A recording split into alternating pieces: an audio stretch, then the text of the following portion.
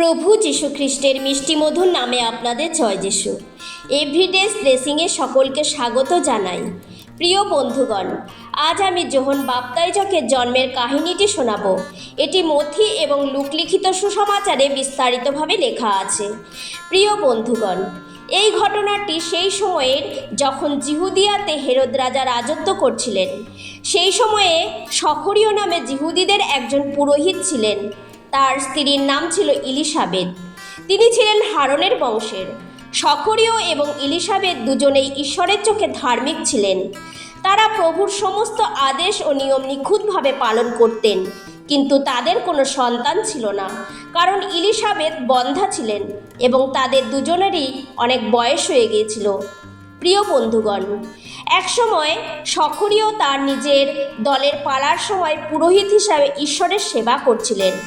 পুরোহিতের কাজের চলতি নিয়ম অনুসারে গুলিবার দ্বারা তাকেই বেছে নেওয়া হয়েছিল, যেন তিনি প্রভুর উপাসনা ঘরের পবিত্র স্থানে গিয়ে ধূপ জ্বালাতে পারেন। সখরীয় যখন উপাসনা ঘরে ধূপ জ্বালাতে গেলেন, তখন অনেক লোক বাইরে প্রার্থনা করছিল।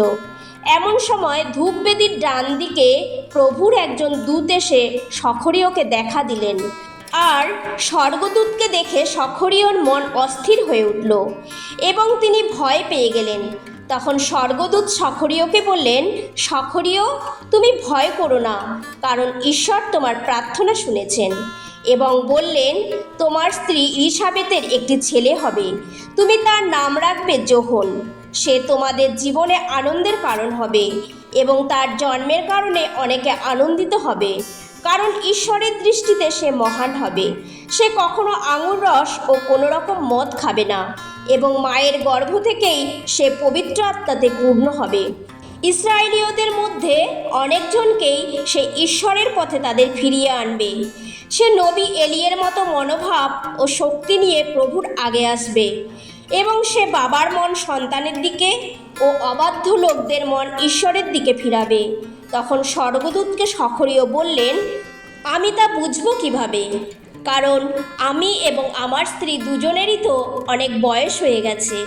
তখন স্বর্গদূত তাকে বললেন, আমার নাম গাব্রিয়েল।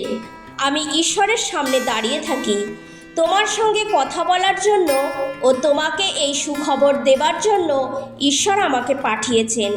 দেখো, আমার এই কথা সময় মতো পূর্ণ হবে, কিন্তু তুমি আমার কথা বিশ্বাস করনি বলে যতদিন এসব না ঘটে ততদিন তুমি বোবা হয়ে থাকবে। তখন লোকেরা সখরীয়র জন্য অপেক্ষা করছিল যে কেন তার এত দেরি হচ্ছে। তারপর সখরীয় যখন বেরিয়ে আসলেন, তখন লোকদের সাথে কথা বলতে পারছিলেন না, কারণ তিনি বোবা হয়ে গিয়েছিলেন। তাই লোকদের সঙ্গে তিনি ইশারায় কথা বলতে থাকলেন। এতে লোকেরা বুঝতে পারল যে পবিত্র স্থানে তিনি কোনো দর্শন পেয়েছেন। প্রিয় বন্ধুগণ, এরপর সখরীয়ের পুরোহিতের কাজের পালা শেষ হলে পর তিনি বাড়ি চলে গেলেন। আর কিছুদিন পরই ইলিসাবেত গর্ভবতী হলেন এবং 5 মাস পর্যন্ত বাড়িতেই রইলেন, বাড়ির বাইরে যাননি। আর তিনি বললেন, মানুষের কাছে আমার লজ্জা দূর করার জন্য ঈশ্বর আমার দিকে দৃষ্টিপাত করেছেন। আর বললেন, এটা প্রভুরই কাজ। প্রিয় বন্ধুগণ, এখানে আমরা দেখতে পাই যে সখরীয় এবং ইলিসাবেত দুজনেই ঈশ্বরের দৃষ্টিতে ধার্মিক ছিলেন। তারা ঈশ্বরকে ভয় ও ভক্তি করতেন, সম্মান করতেন, ঈশ্বরের বাক্যের বাধ্য ছিলেন, কিন্তু তবুও ঈশ্বর তাদের সন্তান দেননি। প্রিয় বন্ধুগণ, অনেক সময়ে আমরা যদি ঈশ্বরের ভয়ে জীবনযাপন করছি, তার আদেশ পালন করছি, আর কোনো বিষয়ে যদি প্রার্থনা করছি আর ঈশ্বর হয়তো সেই প্রার্থনার উত্তর দিচ্ছেন না, আমরা তখন প্রশ্ন করি, আমরা তো ঈশ্বরকে বিশ্বাস করি, তাকে সম্মান করি, তাহলে ঈশ্বর কেন আমাদের প্রার্থনা শুনছেন না? প্রিয় বন্ধুগণ, এমন সময়ে আমাদের ধৈর্য রাখা দরকার, কারণ অনেক সময় ঈশ্বর আমাদের প্রার্থনার উত্তর দিতে দেরি করেন, কারণ পিতা আমাদের উত্তম জিনিসটা দিতে চান। আমরা হয়তো ভাবি ঈশ্বর আমাদের প্রার্থনা শুনছেন না, কিন্তু তা নয়। তিনি তার সময় অনুযায়ী প্রার্থনার উত্তর দেন, যেন তার দ্বারা ঈশ্বরের মহিমা হয়। যেমন ঈশ্বর সখরীয় এবং ইলিসাবেতকে অনেক বৃদ্ধ বয়সে সন্তান দিয়েছিলেন। সখরীয় কিন্তু বিশ্বাস করতে পারেননি যে তাদের বৃদ্ধ বয়সেও সন্তান হতে পারে। একইভাবে অনেক সময় আমরাও বিশ্বাস হারিয়ে ফেলি। যখন আমরা মনে করি যে আমরা হেরে গেছি, তখন ঈশ্বর তার মহিমাকে আমাদের জীবনে দেখান। সখরীয় কিন্তু প্রার্থনা করতেন তাদের সন্তানের জন্য, কারণ স্বর্গদূত সখরীয়কে বলেছিলেন যে তোমার প্রার্থনা ঈশ্বর শুনেছেন। ঈশ্বর অনেক দেরিতে হলেও তার প্রার্থনার উত্তর দিয়েছিলেন। প্রিয় বন্ধুগণ, যদি আপনি কোনো বিষয়ে প্রার্থনা করছেন, বহুদিন ধরে আশা ছাড়বেন না। নিরন্তর প্রার্থনা করুন, ধৈর্য ধরুন। ঈশ্বর আপনার প্রার্থনা অবশ্যই শুনছেন এবং তার উত্তরও একদিন আপনাকে দেবেন। বিশ্বাস সহকারে প্রার্থনা করতে থাকুন। এরপর আমরা দেখতে পাই, প্রিয় বন্ধুগণ, সময় পূর্ণ হলে পর ইলিসাবেতের একটি ছেলে হলো। তার প্রতিবেশী ও আত্মীয়রা তাদের উপর ঈশ্বরের করুণার কথা শুনে তাদের সঙ্গে আনন্দ করতে লাগলো। যিহুদিদের নিয়ম মতো 8 দিনের দিন ছেলেটির সুন্নত করানো হলো, আর তারা ছেলেটির নাম তার বাবার নামের মতো সখরীয় রাখতে চাইল। কিন্তু ইলিসাবেত বললেন, না, এর নাম রাখা হবে যোহন।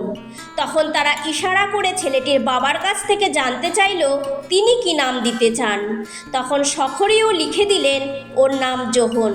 তাতে সবাই অবাক হয়ে গেল, আর তখনই সখরীয়ের মুখ ও জিভ খুলে গেল এবং তিনি কথা বলতে ও ঈশ্বরের গৌরব করতে লাগলেন। এসব দেখে প্রতিবেশীরা ভয় পেল, আর যিহুদিয়ার সমস্ত পাহাড়ি এলাকায় লোকেরা বলতে লাগলো, ছেলেটি বড় হয়ে কি হবে, কারণ ছেলেটি আত্মায় বলবান হয়ে বেড়ে উঠতে লাগলো। প্রিয় বন্ধুগণ, এখানে আমরা দেখতে পাই যে ঈশ্বরের কাছে কোনো কিছুই অসম্ভব নয়, কারণ বৃদ্ধ বয়সেও ইলিসাবেত সন্তানের জন্ম দিয়েছিলেন। যেমন ঈশ্বর তাদের বলেছিলেন, ঈশ্বর সেইভাবেই তাদের জীবনে কাজ করলেন, কারণ ঈশ্বর তার বাক্যে দৃঢ় থাকেন। তিনি যা বলেন তা কখনো পরিবর্তন হয় না। ঠিক একইভাবে ঈশ্বর আমাদের ক্ষেত্রেও পরিবর্তনশীল নয়। তিনি আমাদের জন্য যা কিছু প্রতিজ্ঞা করেছেন তা তিনি পূর্ণ করবেন। প্রিয় বন্ধুগণ, আজ ঈশ্বর আপনাকেও জানাতে চান তিনি আপনার জন্য যা প্রতিজ্ঞা করেছেন তা তিনি পূর্ণ করবেন। এবং আমরা দেখতে পাই যে যোহন ছোটবেলা থেকে ঈশ্বরের আত্মায় বলবান হয়ে বেড়ে উঠতে লাগলো, কারণ তার মা বাবা ছোটবেলা থেকে ঈশ্বরের বিষয়ে বলেছেন, ঈশ্বর ভয়ে জীবনযাপন করতে শিখিয়েছিলেন। একই রূপে আমরাও যেন আমাদের সন্তানদের ছোটবেলা থেকে ঈশ্বরের পথে চলতে শিক্ষা দিই, ঈশ্বরকে ভয় করতে তার বাধ্য হতে শেখাই। তাহলে প্রিয় বন্ধুগণ, আমাদের সন্তানরাও এক উপযুক্ত ঈশ্বরের সন্তান হয়ে গড়ে উঠবে। এই বাক্যের দ্বারা ঈশ্বর আপনাকে আশীর্বাদ করুন। আসুন প্রার্থনা করি। হে সর্বশক্তিমান জীবন্ত পিতা, তোমায় ধন্যবাদ আজকের দিনের জন্য। পিতা, আমরাও যেন আমাদের প্রার্থনা, বিশ্বাস এবং ধৈর্য রাখতে পারি এবং আমাদের সন্তানদের তোমার শিক্ষায় ও তোমার ভয়ে, তোমার বাধ্যতায় গড়ে তুলতে পারি। এই প্রার্থনা পিতা তোমার পুত্র প্রভু যীশু খ্রিস্টের নামে চাই। আমেন।